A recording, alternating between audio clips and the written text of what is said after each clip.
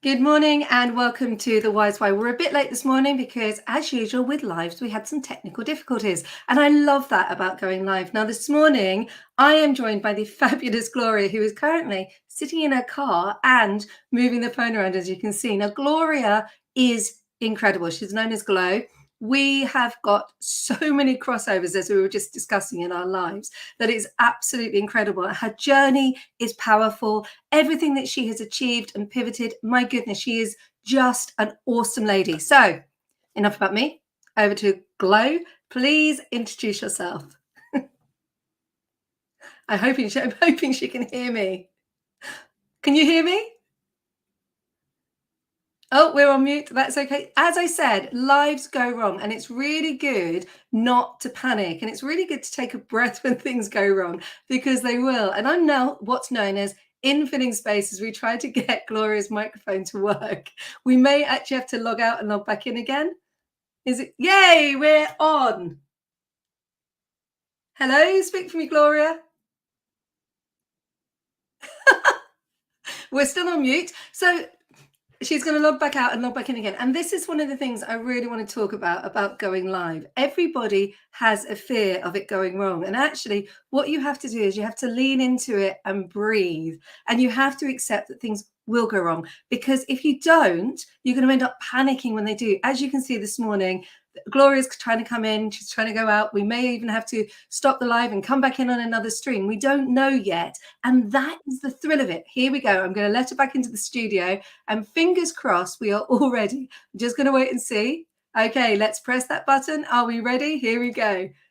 Are you ready? Just speak for me, Gloria. Nope, you're still on mute.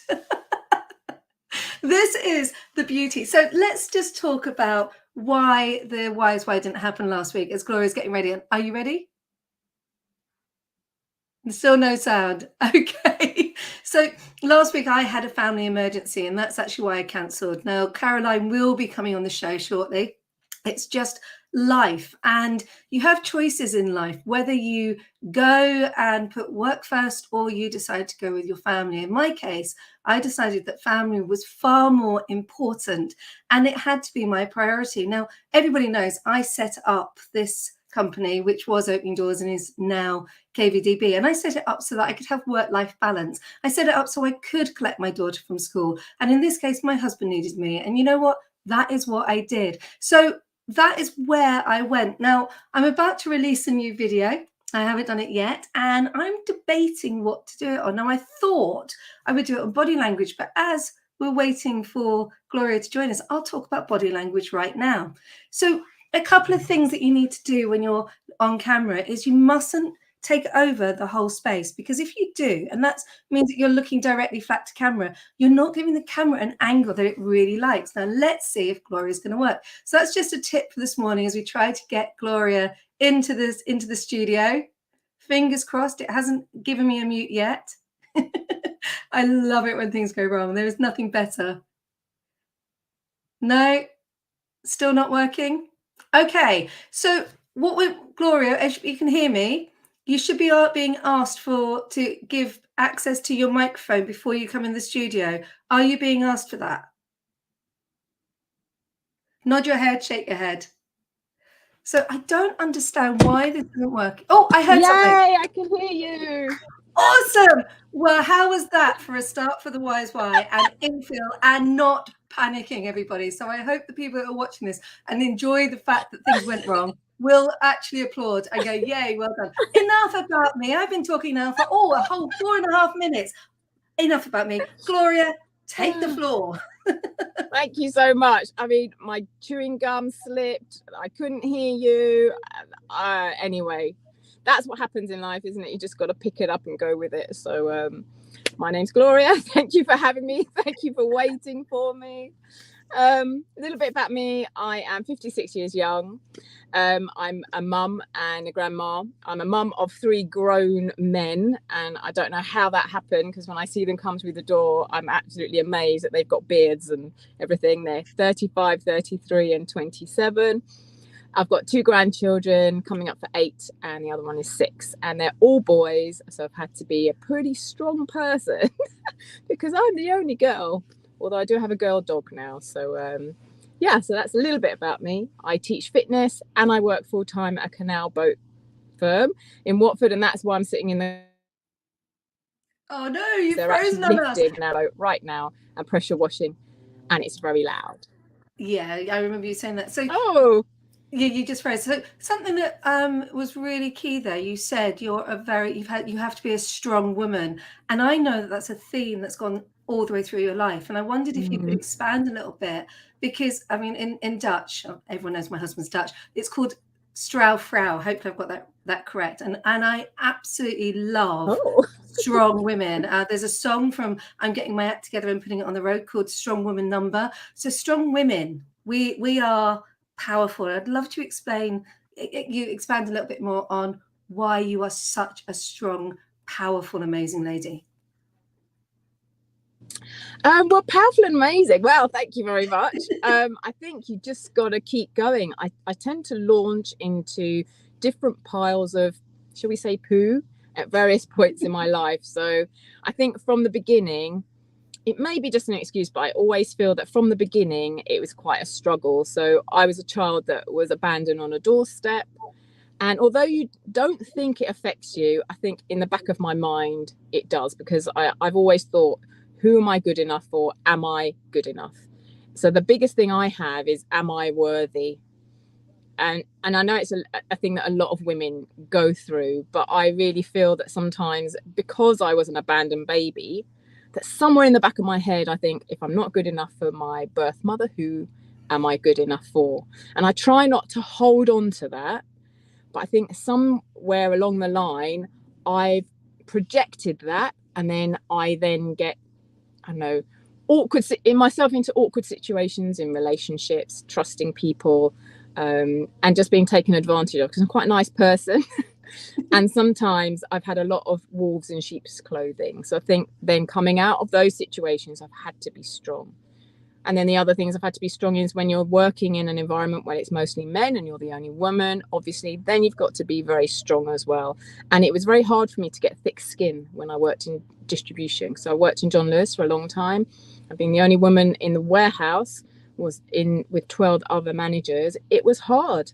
I had to, grow very thick skin, and it was kind of against my nature to do that. So I guess from launching from bad relationships and working in very male environments, you then tend to become strong. And then having 3 boys, that made me strong, because I did the majority of that as a single parent as well. Well, thank you for sharing so much and respect for you for that, because we don't necessarily look at the impact of childhood trauma. Everyone knows that I have had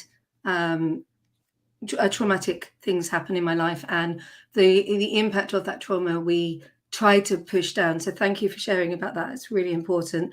Being the only female in a male-dominated environment, I identify with that completely, and I know that a lot of people who will be listening to this do. And it is hard, it is challenging. You do have to be strong, you do have to hold yourself up. I can't identify with being the mother of boys because I've got a girl. So I get to do pretty dresses, although she is very much well, she's normally at the top of the tree. But thank you so much for sharing. And I know the challenges of, as I said, I'm not going to touch on the abandonment, because I can't imagine what that is like. I can see from people I know who were adopted, and adoption is very passionate and something I care about very passionately. I can see the impact of that, so I can see it from an outsider. And I think sometimes with adoption, we get it wrong. And I, even if you're an adoptive parent, you might get it wrong because we project what we think. I don't know if you've found that. Do you know what? I have to say, I've had an amazing childhood. So I was a brown baby in a white family, which obviously I was born in the 60s. So being a brown baby in the 60s wasn't a great idea. My dad was one of the first black barristers in this country. He was Ghanaian, and he met my mother. I have never met her. She was blonde, blue-eyed, Scottish, and I don't know how they met. I don't know why they parted, but I ended up being left at a place where he was renting, and she walked away. obviously in the 60s, men didn't really look after babies. And so for me, luckily, the landlady was very liberal, and I am everything. I always say I'm everything because of this lady. She had 2 daughters, and the youngest was 18 that just got married, and she took me in and became my mum. And when my father sadly died when I was 5, she legally adopted me. So I've always been in that household with those people. For me, being a brown baby in a white family was never really a problem. It was other people's problems. The name calling at school. There wasn't many brown faces in my school at that time, but it never really affected me badly. It's only recently that I've kind of started to think, hold on a minute, I need to see where I come from. It sounds really bad that it's taken me all this time to really get to grips with not being embarrassed that I was adopted, or not being embarrassed that I was brown, or not being embarrassed that I didn't know my family. And now during COVID, I just had this feeling that I need to kind of find these things out before it's too late, because obviously my mother will be in her and I have never been to Ghana. And people go, but that's your home, but it's not. You've just frozen on us, unfortunately, Gloria. Hopefully you'll come back in. And that was a really important point. I was born in Essex. I think I disappeared then. So I was born in Essex, so I feel I'm really English. That's just, honestly, thank you so much. I hold that really dear because, well, you know why I hold that dear. So I hold that really dear because you'll hear me or see me. Yeah, I can see you now. I'm just saying, I hold what you just said really dearly. I hold it in my heart, and I hold it in my heart, and you know why I hold it in my heart. And I obviously don't share that. So thank you so much for sharing that. I hope you go to Ghana. It is absolutely, I haven't been to Ghana. I've got friends who are out there. I have been to the Gambia. That's as close as I've been. So go and then tell me all about it. Please. Yeah, I do plan to now, and I plan to kind of dig a little bit into my past. My mum will always be my mum. I mean, she has had to put up with, oh, was that one of your one night stands? Or, because I have a white brother and a white sister, which now in a blended family in this day and age is not that unusual. But obviously back then I was the oldest, so maybe it was just a little bit odd. But for me, it didn't affect me too much, I have to say. And I just had a happy childhood, and I was always just Gloria. But what you mentioned about maybe how parents project, I was always just Gloria to my mum as well. And sometimes I think she feels maybe that was not the right thing to do, because maybe it needed to be discussed a bit more about why I was just Gloria. But it's made me a strong person. Sometimes you have to put up with some kinds of comments, but blended families, doesn't matter who we are, we've all got a blended black background. And so I think we just have to be kind when we're speaking to people, and just be aware. Thank you. That the backgrounds of people, you have no idea who you're talking to. Thank you. And again, you have no idea how you could trigger somebody by just saying a innocuous, that's a good word for me this morning, a comment that you're not even aware that you're going to say. So thank you so much for absolutely sharing that. How, which is what I'm really interested in, is you've pivoted. So you're now doing Gloria Fit and 50, is that right? Gloria Fit and 50, is that? And you're also doing the Glow Fit and 50 Fit. There we go. And you're also doing, this is really, I'd like you to talk about this, because I love the fact that you run the Rose and Pose, I hope I got that correct, retreats. And I love the way that you take something that's broken and you bring it back together to show something of beauty. So I wonder if you could expand a bit more about the Rose and Pose retreat, so people can understand what the whole concept of bringing yoga and art together is. Mm-hmm. So my good friend Luisa Curtado, who's an artist, she was a participant of mine when I used to teach in the gyms, and we've linked together because I loved her sculptures of roses, and they're made from paper, from just torn pieces of paper. So it kind of signifies, if your life is in pieces, you can then put those pieces together and make something really beautiful. And we just thought to blend it together with yoga, which is very meditative. It can be energizing, it can be empowering. There's lots of different ways you can do yoga. So we do a yoga session, we make the rows, we have conversations with all the people. There's only 10 maximum in a group, and they can share as much as they want to share with us. And then we eat, and then we do a gong bath so that you're very nice and relaxed, and they take their rows home. And they are really surprised that these torn bits of paper, something beautiful. But that is life, isn't it? You get chucked some really bad, horrible bits in your life, and take me last Friday, and you do just have to put it back together again. You do have to make something beautiful. In our case, I had to make sure that our daughter was happy and content, and it didn't impact on her, and she had the best weekend. She had play dates all weekend. So we've lost Gloria, which is a real shame. I'm sure you're back. Yay. I disappeared. You did. So I was just explaining about how last Friday, it was horrible for her. I think it's because there's so much equipment here in the yard. It's just interfering. It's interfering with the connection. Because anyway, so I was saying is that the sculpture and the yoga, you put that together, and it makes a great afternoon. So thank you. So along the way, who can you still hear me? I can still hear you. Who has inspired you? Obviously, I know your adopted mom has, but who's inspired you along the way? Can you still hear me? I'm loving this one this morning. I can see you, and I can see that I think you can hear me. Can you hear me? You've gone very quiet. Can you hear me, Gloria? So we're having it's broken, but I can. So I was asking. Yeah, just about. Who's inspired you along the way on your journey?